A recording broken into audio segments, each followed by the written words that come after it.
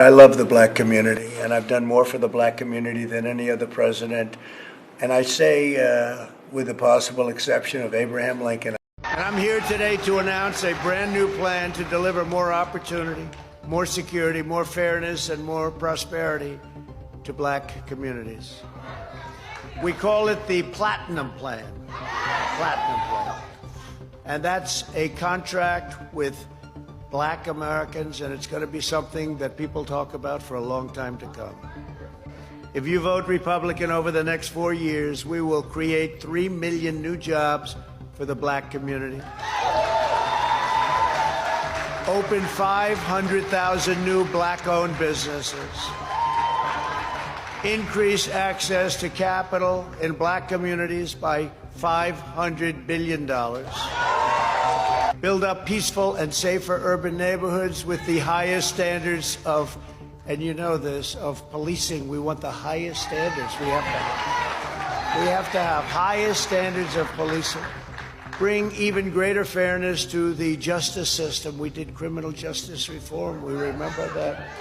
Even greater, we will create a national clemency project to right wrongful prosecutions and to pardon individuals who have reformed their lives. Mr. President, I would love if you can answer the question on your rhetoric and why you believe that black voters should trust you with another 4 years. I have been the best president for the black population since Abraham Lincoln. That's my answer. Better than President Johnson, who signed the Voting Rights Act? And for you to start off a question and answer period, especially when you're 35 minutes late because you couldn't get your equipment to work in such a hostile manner, I think it's a disgrace.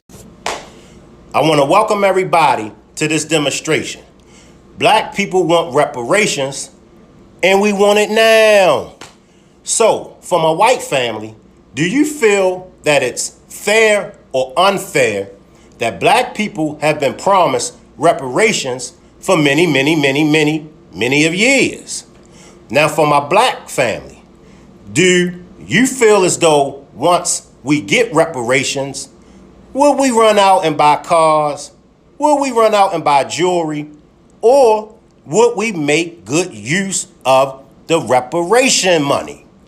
For my non-black and non-white, Hispanic, Koreans, Filipinos, how do you feel about reparations being owed to black people? Y'all leave me a message. Black people want reparations, and we want it now. African Americans are not falling for Trump's trap. Yeah, they're not falling for his trap because Trump coming out and saying how much he cares for the black people, because he knows very well that the black people in America, they built America, and therefore he is willing to take care of them. He is willing to protect them. He is willing to make sure they are living better in America. Seems like a trap. Seems like he is after something. Seems like he just wants to maybe blindfold the black Americans and make sure that he is once again attracting their attention, because he knows very well that it is only by the black Americans listening to him, or it is only by the black Americans accepting to listen to him or accepting to stay in America, that America can be considered great again. The only way to make America great again, sincerely speaking, is to keep the African Americans in America, or to keep the African Americans close to America, because it is not only building America in terms of the physicality and all that. It is building America economically, building America cultural-wise, building America in terms of many things. That those are now the African Americans. And if these people are going to be like they're going to be absent in America, then America is no longer going to continue being the greatest country that it has been. And therefore, Trump knows that. He knows very well that I only need to keep these people close to me, because if I don't keep them close to me, if I don't make sure, if I don't try to do all and everything possible to make sure that I'm keeping these people closer to me, or I'm trying to convince them to stay around, I'll be doomed. I'm going to really fail. Yeah. And so he would try to come and try to show how he is concerned, how he loves the Black Americans, the African Americans, how he cares for them and all that. Okay. But now African Americans seems like people who are no longer accepting to be fooled. They're clever. Their level of intelligence right now does not allow them to buy any lie from Mr. Donald Trump. So what the Black Americans are saying, we want reparations. We do not want your sweet words. We don't want your lies. You telling us you're going to protect us, it is a narrative that we've been singing for a very long time. And yet we are still not seeing the protection. You saying that you're going to consider our rights and all that, it is a narrative. It's been like a song you've been singing for quite some time, but we are not seeing any progress. We are not seeing our rights being considered. It is just by the word of mouth. Actions are in absentia in these. And therefore, what we want to hear you talking about right now is not protecting us, is not considering or looking or taking care of our interest and all that. What we want to hear you saying, what we want to hear you authorize right now is reparations. That is all we need. That is all we are asking for. Nothing else. We don't want your protection. We don't want you to do anything for us. We only want you to authorize reparations. That is what we want right now. Otherwise, everything you say right now is irrelevant. Take a look at these videos of the African Americans trying to talk about this, and then I'll come back and say something about it. I'm going to ask you to subscribe this channel if you're watching me maybe for the first time, and for the returning subscribers, I really do appreciate. Don't also forget to press notification bell, be the first person to get every news as it comes in. Now, as you're watching this video, prepare your thoughts, have them shared with me on the comment section. I'll be glad to read them and give a reply. Until then, let's take a look at the video. The Black community needs reparations, whether you like it or not. Reparations to fix, to repair, to heal damaged and broken things. And no, we don't just need reparations for slavery, but that's a good start. We also need reparations for the fact that there are entire Black towns hidden under lakes.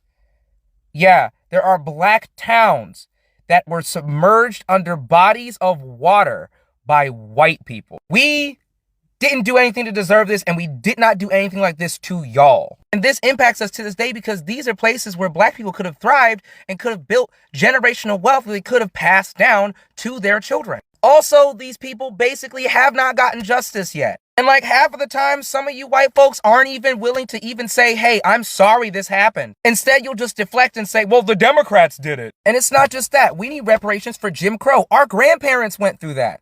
And it's because of shit like Jim Crow that the Black community is still poor to this day. Regardless of whether or not the white guilt is kicked in yet or how you feel about this, it doesn't change the fact that whether you acknowledge it or not, every white person in this country benefits from a system of oppression that benefits them at the behest of people such as myself. That in and of itself is grounds for reparation. And then it's really funny to me how there's some white people that will say that Black people benefited from being slaves or being enslaved here in America. Please explain to me how we benefited from being here in America without mentioning Africa. The Africa, by the way, that is in the position that it's in right now, largely because of colonialism and imperialism. And the same people who think that we benefited from slavery will also tell us that we don't need reparations. Which is wild because our ancestors basically built this country and the Black community itself has had nothing to show for it. We've yet to reap any sort of benefit from slavery. How can you say that we benefited from something when we've yet to experience the fruit of said labor? Also, reparations isn't just a one and done thing. It's not when we just all get cut a check. Reparations looks like releasing all of the Black prisoners from prison who were incarcerated due to drug charges. Drug charges that they got because they had to sell the drugs in order to make money to feed both themselves and their families because they could not get jobs and were denied jobs that would pay them enough to do exactly that. And also, it looks like clearing those records as well. Reparations looks like investing within Black communities for the sole purpose of lifting up Black people and not hiking up the taxes or rent for Black tenants. It's about making everything more accessible for black people. It's about giving black people the ability to start their own businesses without having to pay the loan back. It's heavily taxing people like Elon Musk and all of these other rich people that primarily got their earnings off of the backs of black people. Reparations has to be an ongoing thing. And with that, Autobots, transform and roll out. Just like with this police review board they just came up with. No black person care about that. We tried it and it didn't work. No black person care about them speed bumps and them parks and recreation. They got old people coming out here talking about parks and recreation. What black people care about is our reparations. This city owe us, each and every black person in the city of Tampa, at least $3 million in reparations. And that's what's important. All this nonsense y'all talk about, all this nonsense, homelessness and all this other garbage y'all talk about, police violence and all this stuff, don't nobody care about that. Don't nobody real care about that. We care about our reparations. And we have to put white people on notice that we want our reparations. That our foreparents and us, we didn't work for free and underpaid and all this nonsense. And the white folks get away with it. And they talk about the great city they're building. No, we want our reparations. $3 million per person. $3 million per person right here in this city. That's the only thing black people got to care about. All this other little nonsense y'all talk about, we do not care about. We'll show y'all what we think about the police review board next time Mr. George Floyd come around. We'll show y'all. Our young people will show y'all exactly what we think about it. Y'all can't keep tricking us, man. Y'all got to tighten up. So really, there's not a whole lot to say that he didn't already say, and not only in Tampa, but everywhere in the United States where we are American descendants of slavery. Run us our money. Like he said, y'all are on notice. We don't care about all that other stuff y'all want us to care about. Run us our money and we can take care of the rest. I am asked nearly daily, why now? To which we say, exactly now. Trump's policies are nothing but anti-blackness on steroids. Trying to end diversity, equity, and inclusion and bring back segregation. This America wants to make America Jim Crow again, and then some. Get rid of fair housing laws, equal employment opportunity, quality education for black folks. Firing government federal workers is an attack on black people because we represent 20% of that workforce. Dismantling the Department of Education is an attack on black people because our schools are the ones that need funding. Gutting Medicaid is an attack on black people because our babies and our mothers carrying our babies rely on it for access to health care. Defunding the Smithsonian. Have y'all read that executive order? He actually says in the language that race is biology and not a social construct. That is the same belief system of the Ku Klux Klan. From H.R. 40 to reparations now, to Tulsa, to slavery remembrance, Congress has a duty and an obligation to confront past wrongs and the centuries of enslavement, violence, and discrimination against black people. We are in a moment of anti-blackness on steroids, and we refuse to be silent. We will not back down in our pursuit of racial justice. The antidote to anti-blackness is to be pro-black, and we will do it unapologetically. The United States government owes us a debt, and we need reparations now. Let's work on getting reparations in the state of Minnesota. Reparations means to repair all damage or harm that's been done. So let's definitely push the line to get reparations done on a local level with our city, on a county level if we're able to, and on a state level if we're able to. Let's lock in with our state senators, our state representatives, mayor, city council members. Let's lock in with community. Let's organize and let's address those concerns because there has been harm done through the transatlantic slave trade. And when I speak on reparations, I'm specifically talking about black Americans who are descendants of chattel slavery, who have endured not only chattel slavery, but injustices in Minnesota through the criminal justice system, redlining, gentrification, police brutality, and various other harsh and atrocious things that we went through as a people in the state of Minnesota. They say this is a very progressive state. If so, let's see how progressive that they really are as far as getting reparations done for black Americans. Let's organize, y'all. I 100% agree that the United States owes the black community reparations, and this is why. It's not about white people owing black people. It's not about white people being punished for the sins of our ancestors. In fact, it's quite the opposite. It's about white people standing in solidarity with a community that has suffered grave, egregious injustices at the hands of the United States government. But first, we must decenter ourselves in this conversation, alienate ourselves from our privilege, and hold the United States institutions and systems accountable for the wrongs that they never rectified. From slavery to black codes, to convict leasing, to Jim Crow segregation, to anti-black housing policies, to mass incarceration, we have never rectified our wrongs as a country.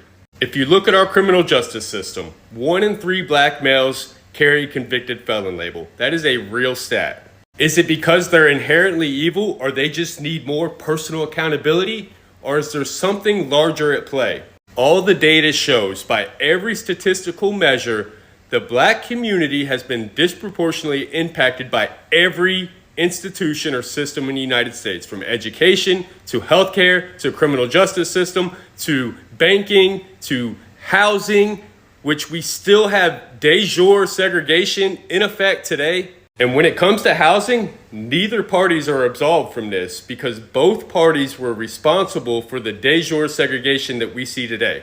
The New Deal by Franklin Roosevelt didn't invent the segregationist practice of housing, but it did institutionalize it. Restricting access to capital for black families while enriching white families, the big reason why we see the generational wealth gap we see today. And remember, public housing wasn't initially for poor people, it was for working class white families. But because of laws and policies implemented by the United States government, it reinforced segregation because public housing was to reflect the racial composition of the existing neighborhood. And we had redlining and gentrification of neighborhoods, the residual effects of all these policies that we still see today.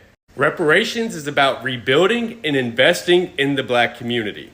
Our government was held accountable to some extent for the grave injustices that we committed, the atrocities that we committed against Native Americans. We were also held accountable for the Japanese internment camps. But the United States government never made good on its 40 acres and a mule to the black community. Everybody else got paid. The United States was held accountable for these injustices. I'm a convicted felon. I had to pay a debt to society, to the United States government, to the state of Florida, for the crimes that I committed. I was held accountable. To this day, my past is still being used against me. In fact, if I were to go before a judge today, the first thing he would do is bring up my past and say it's probably a pretty good indicator of what my future will be. But we don't keep that same energy for our government. We don't hold them to the same level of accountability and to the same level of scrutiny. So if you're thinking to yourself, I don't know anybody, you're absolutely right. But our government does. And as citizens of the United States who uphold the Constitution, it is our duty, it is our responsibility to hold our government accountable. As taxpayers, as citizens of the United States, we all pay, not just white people. Anytime there's an injustice in the United States by a government agency, whether it's the police department, sheriff's department, any government agency, the taxpayers are always the ones that foot the bill. Why? Because in America, we believe in justice, or at least we say we do. No matter what side of the aisle you're on, I'm sure we can all agree that our government is corrupt. Stop allowing them to make us turn on each other. What better way to stand in solidarity with our brothers and sisters than to advocate to make right what has been wrong and never been rectified? People ask me all the time, what are my solutions to the problems that I speak on? Well, I can assure you that this would be a step in the right direction. This is the pathway forward. Reparations in America today. The truth of the matter is that Trump will not be the first president to promise the African Americans that he's going to take care of them. Trump will not be the first president to actually make the African Americans believe that he's going to be for them, stand with them, work with them, move with them, and consider them in the government and put them also on the front line. Many leaders who came even the former President Barack Obama was there, and he said things like those ones. It is not Trump. Trump is not the first person who is taking or is promising to take care of black Americans and African Americans. Many American leaders have spoken about this. But the question is, did any one of them did what he said? I believe even if Kamala Harris would become the president today, he would still not focus so much on the black Americans and what are their interests and what they need. He would still be driven and be told what to do by the powers that is above her, by the system that nobody knows about it. And therefore, the only thing that the African Americans want to believe is when somebody comes and tells them, I'm authorizing I'm authorizing a reparation, not even by just saying by the word of mouth, but by action. That is the only person who can capture the heart of the African Americans, because they deserve reparations. They deserve to be given reparations for the damage they went through, for the problems, for the cries they went through. They deserve to be given reparations. So being promised care, it is a usual thing. It's a normal thing. It is something that has been happening for quite some time. Being promised a better life and a good life, it is something that has been happening for quite some time. And right now, what we need to hear is that the government of America has authorized a reparation to be given to the African Americans. That is the only thing we would want to hear. Not, I will take care of you. Not, I will protect you. Those are cheap lies. The cheap lies that have been going on for a very long time. If you confront some little African Americans, even on the comment section, just go through the comment section. You'll realize that many of them understand the lies. And nobody is ready to buy the lies that are coming from the government. Nobody is ready to fall into the trap that is from the government. Nobody is ready to do that. Everybody, each and every one of them, they understand what it really means by the government to say whatever they are saying. They know very well this is just some cheap lie that we are not going to buy, that we are not ready to buy. That is one thing they know, one thing they really understand. And if it's to buy the lie, they would have bought the lie a long time ago. Right now, I believe nobody is ready to buy that lie. And what they need right now, what they want right now is reparations, to be given back everything they went through, every problem, every pain they went through. They want to be paid for it. I support that. All the African Americans who are talking about and supporting reparations, I am with them.